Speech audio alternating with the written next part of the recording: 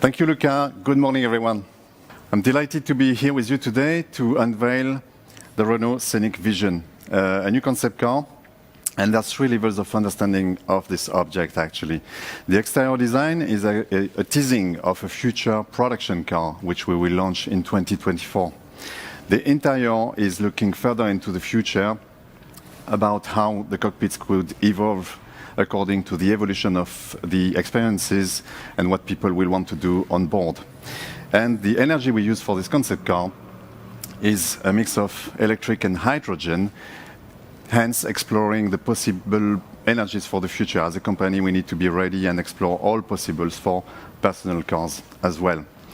So about the exterior design of this car, again, it's a teasing of a production car, and what we want to do with the Renault design DNA, design language, is keep the historical values of the brand with very generous, soft, nice surfacing, together with more high-tech, technological, chiseled details, like the front lights, for instance, the grills, or some of the sharper lines on the car.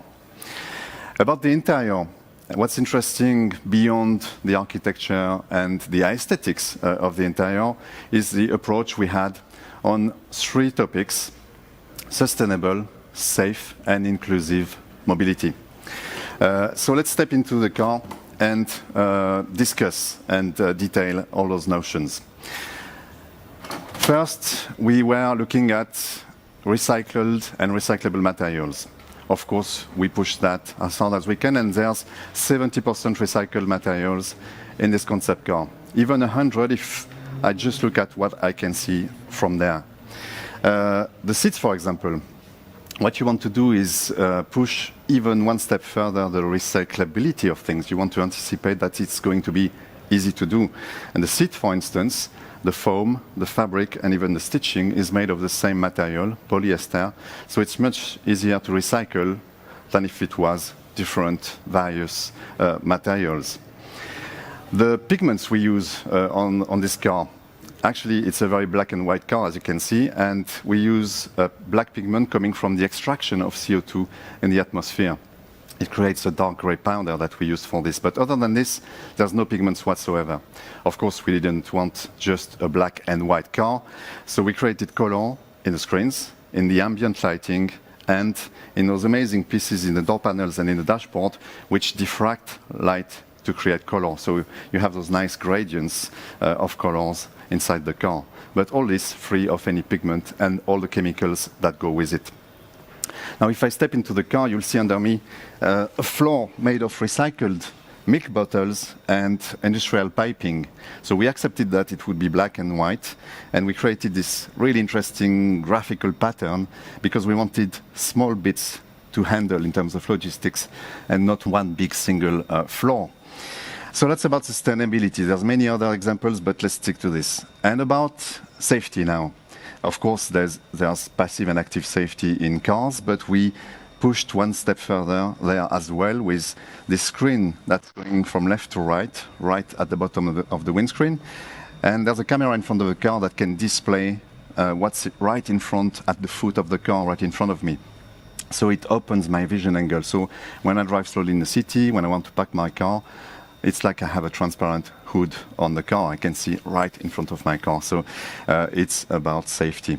The other thing is the health monitoring. So there are cameras here and sensors in the steering wheel, and they know about my physical state. They know if I'm tired, if I'm drowsy, if I consume substances, let's hope not, if I'm able to drive or not.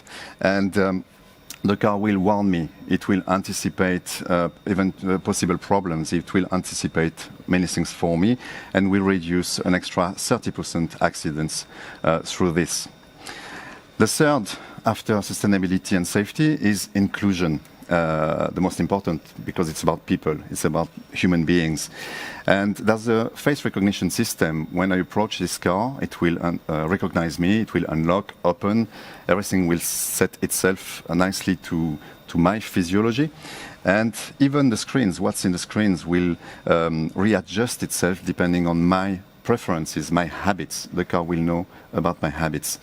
So that's a very interesting thing to adapt to each person using the car.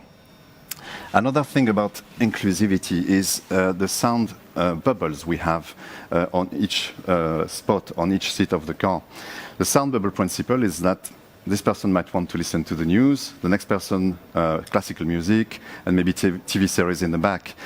And everyone will listen to exactly what they want without interference. That's one way to use it. The other is about communication inside the car. If I'm sitting in front and I want to talk to my kids in the back, it's hard to listen, it's hard to hear. I will turn around and I will put myself in danger already. So capturing the voice here and transmitting it into the back very quietly, very nicely, as if we were speaking naturally, is very nice for a cockpit, but it's also about safety.